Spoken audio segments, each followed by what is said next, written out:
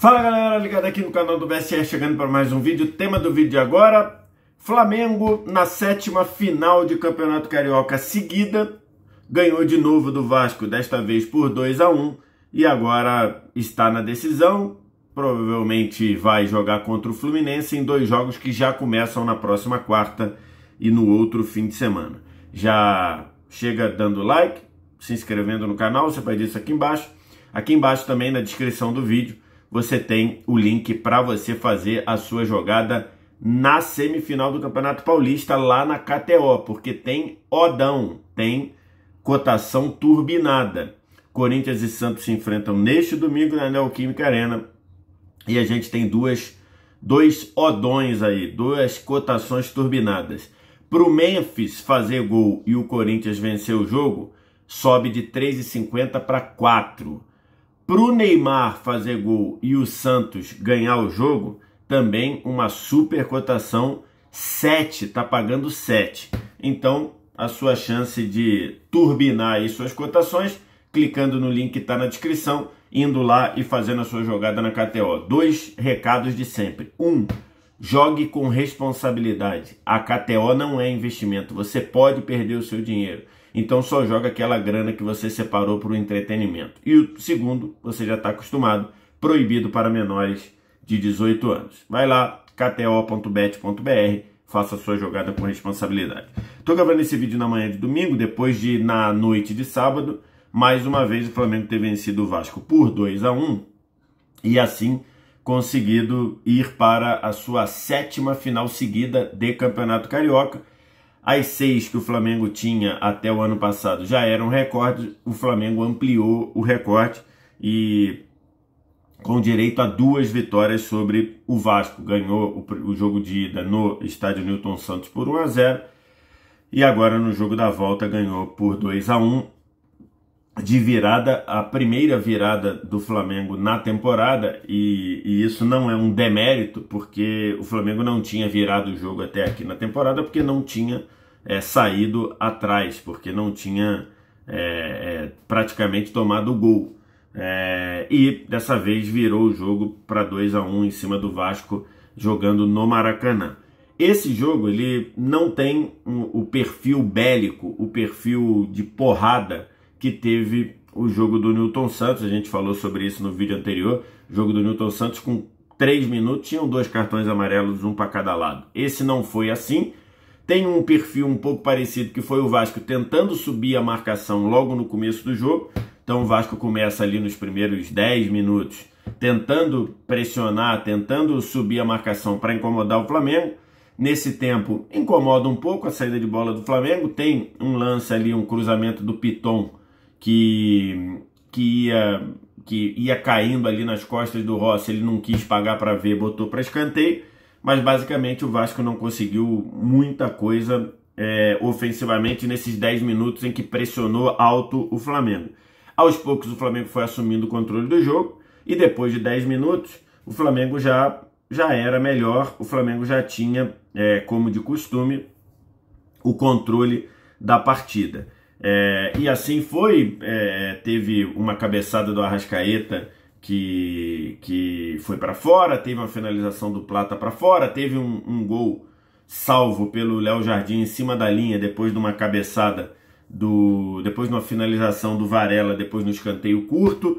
Então assim, o Flamengo já estava dominando o Vasco ali depois dos 10 minutos, tendo muita posse de bola, tendo o controle das ações. Gerson jogando muito bem, o Plata jogando muito bem também, Flamengo usando o Wesley no corredor ali, como de costume, quase um ponta funcionando por ali, e o Flamengo já tinha o controle do jogo, quando o Vasco fez 1-0. O Vasco fez 1-0 aos 22 minutos, num gol do Nuno Moreira, depois de uma falta na meia direita. O Coutinho cobrou muito bem essa falta no segundo pau, a defesa do Flamengo falhou, a bola sobrou limpa para o Lucas Freitas, que ajeitou e na hora de chutar errou.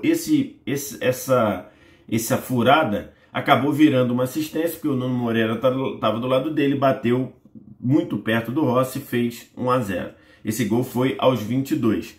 O gol não poderia ter desestabilizado o Flamengo, mas não foi o que aconteceu. Depois do 1 a 0, o Flamengo continuou melhor até empatar o jogo aos 35 minutos com o Bruno Henrique. Eu vou falar já das questões de arbitragem. Foi um gol importante para o Bruno Henrique, importante para o jogo, né? Para o Flamengo empatar a partida, e um gol importante para o Bruno Henrique, 100º gol dele com a camisa do Flamengo, uma marca histórica. Desses 100 gols dele com a camisa do Flamengo, 11 foram em cima do Vasco, 22 foram em clássicos, em jogos contra Fluminense, Botafogo e Vasco, e mais uma página gloriosa do Bruno Henrique com a camisa do Flamengo. Está sem dúvida na história do clube. E assim a gente viu o Flamengo empatar aos 35 minutos do primeiro tempo. O gol, o Flamengo teve vários escanteios, né? O Flamengo teve muito volume de jogo. O Flamengo teve 9 escanteios contra 2 do Vasco. E esses escanteios sempre levando muito perigo, cobrando curto, cobrando no primeiro pau. Não curto no sentido de aquele escanteiozinho curto, mas cobrando no primeiro pau. O Flamengo levou vários perigos. Depois do escanteio, a bola voltou pro Flamengo. Aliás, o Flamengo ganhou praticamente todas as segundas bolas do jogo. Sobrou para o Arrascaeta, mais ou menos na intermediária. Ele chutou, a bola desviou no João Vitor e achou o Bruno Henrique dentro da área. Ele deu um tapa para o lado para tirar o Léo Jardim e bateu e empatou o jogo. Vou falar das questões desse gol, do impedimento, do possível impedimento já. Esse gol, na prática, teve uma ducha de água fria muito grande para o time do Vasco, porque o Vasco voltava, nós já tínhamos quase o primeiro tempo todo, e o Vasco voltava a precisar de 2 gols, um time que praticamente não conseguiu atacar. Tô deixando aqui, vou deixar aqui as estatísticas desse jogo, tá? Que eu peguei lá no Flash Score. Você quer baixar o Flash Score também? De graça, totalmente de graça, no primeiro comentário fixado desse vídeo. Vem aqui no primeiro comentário fixado, lá tem um link, você baixa o Flash Score totalmente de graça. É o app que eu uso para os meus vídeos aqui. Ele está à sua disposição também para tudo que você precisa de futebol. Estatísticas do jogo. O Vasco finalizou no total 4 vezes, 3 no gol, e teve um chute bloqueado o jogo inteiro. Assim, é muito pouco, né?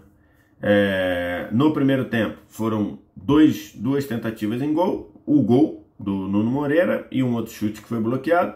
No segundo tempo, 2 finalizações, as 2 foram no gol. Isso já depois que o Flamengo já estava ganhando 2-1. Um chute do Matheus Cocão depois de uma saída de bola ruim do Léo Pereira. E depois, já na reta final do jogo, o Lloyd recebeu na esquerda, chutou. As 2 o Rossi defendeu sem susto. Então, esse gol de empate do Bruno Henrique, ele deu ao Vasco ali a sensação de que ele tinha uma montanha gigantesca para escalar.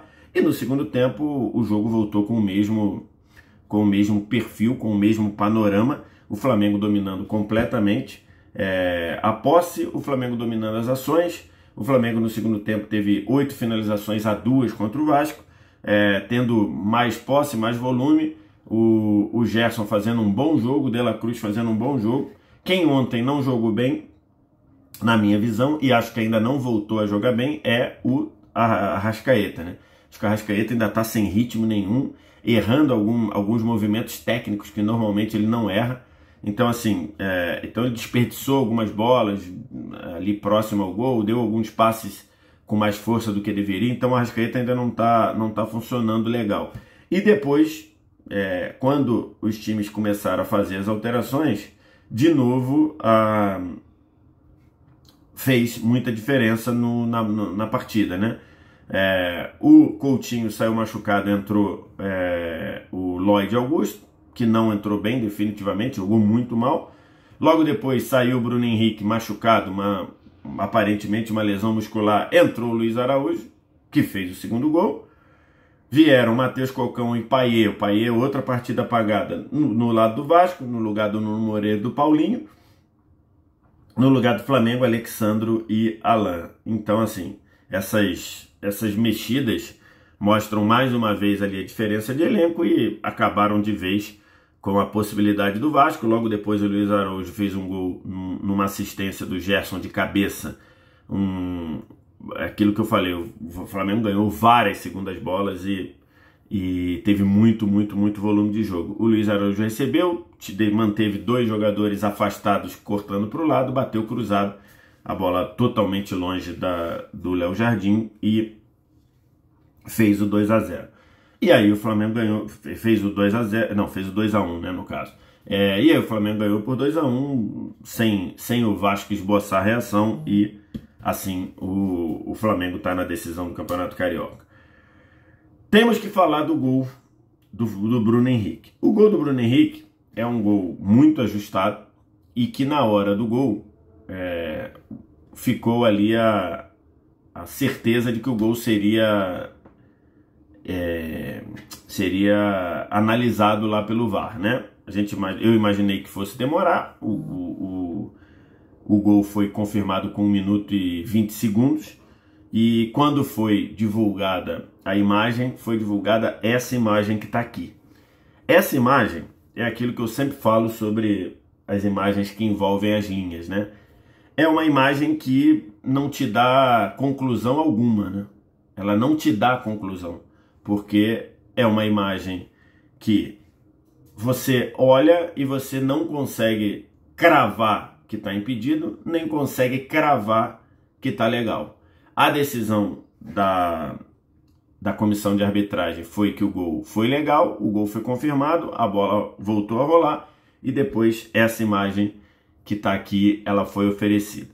Reparem que a imagem da linha, ela está mais grossa do que o normal. Ela está mais grossa do que normalmente a gente vê no Campeonato Brasileiro, na Conmebol e por aí vai. Por quê? Porque a Federação do Estado do Rio de Janeiro, ela, antes do campeonato começar, ela reuniu os clubes e com a anuência dos clubes, ela engrossou a linha do impedimento de 6 para 12 centímetros. E essa decisão, que teve, repito, a anuência dos clubes, ela parte da lógica de que com as linhas mais grossas, a tendência é sair mais gol, porque você vai dar mais margem para o atacante estar em condição legal. Isso é verdade, e aí esse gol aqui, esse lance, ele mostra aquilo que eu sempre falo sobre limite ou situação limite para impedimento. Toda vez que tiver no limite, vai ter polêmica. Por quê? Porque mesmo engrossando a linha, você tem chance de ficar no limite, que é o caso desse gol do Bruno Henrique. Quando fala assim, tem que mudar o impedimento, tem que passar o impedimento para o corpo todo. Acho que vai diminuir o número de lances polêmicos, a tal da ideia lá do Arsène Wenger, mas toda vez que tiver no limite, vai continuar dando polêmica. Esse é um exemplo. Você engrossa a linha, você dobra a espessura da linha e mesmo assim, dobrando a espessura da linha, você ainda tem polêmica. Por quê? Porque toda vez que ficar no limite, vai ter isso. Na imagem que está assim, nessa imagem aberta, que foi a imagem que foi divulgada, a sensação é que está muito no limite. Quando você tenta aproximar a linha, e quando você aproxima a linha, você distorce a qualidade da imagem, porque a qualidade da imagem ela tem um nível que você pode esticar, você pode aproximar, você pode dar zoom sem distorcer. Quando você aproxima, a sensação parece que a cabeça do Bruno Henrique está à frente da última linha. Só que essa imagem que a Ferdi soltou, ela não é conclusiva por uma série de fatores. Primeiro, tem a tal da paralaxe, que é você pegar uma imagem que é tridimensional e querer analisar ela numa imagem bidimensional, numa imagem em 2D. Você tem a imagem em 3D, que é a imagem da vida real, vamos dizer assim, e você joga ela para 2D. Então isso te leva a distorções, porque nessa imagem chapada parece que a cabeça do Bruno Henrique está à frente. Pode ser que se você invertesse a imagem, você trouxesse a imagem para o plano horizontal, em vez dela estar assim, né? Em vez dela estar assim, se ela estivesse assim, pode ser que você olhasse a linha e a linha colocasse a cabeça do Bruno Henrique para trás. Isso é a paralaxe. Você quer exemplo do que eu estou falando? Esse gol aqui, que foi um gol do City no campeonato inglês há algum tempo, na imagem de cima você tem total certeza que o jogador do City está impedido. Total certeza, né? Você olha e fala, cara, que absurdo esse gol foi anulado, foi confirmado. Quando divulgam a imagem da outra câmera, que é de outro ângulo, a imagem de baixo, você vê que o jogador está em condição legal. Então é possível que tenha acontecido a mesma coisa com o gol do Bruno Henrique.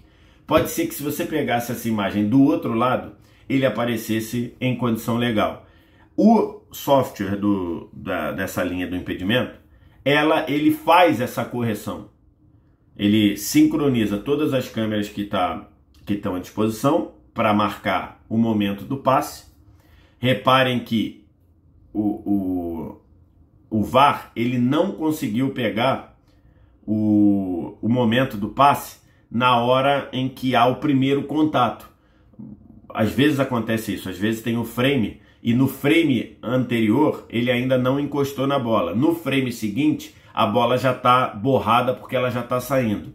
O frame que foi oferecido foi com a bola já saindo. Então, assim, a câmera sincroniza o momento que a bola, que você considera o momento do primeiro toque na bola, do pé do passador, e você analisa todas as câmeras disponíveis para marcar essa linha. Pode ser que na outra câmera ele apareça como legal. Por isso que seria importante que a FERJ, a Federação do Estado do Rio de Janeiro, divulgasse como se chegou à formação dessa linha. É importante que a FERJ faça isso.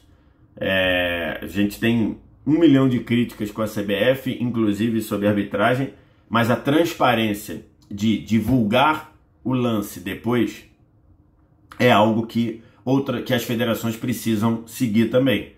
A Federação Paulista precisa fazer isso, a Federação Carioca precisa fazer isso nos seus estaduais. Tem muita coisa em jogo, tem muita repercussão.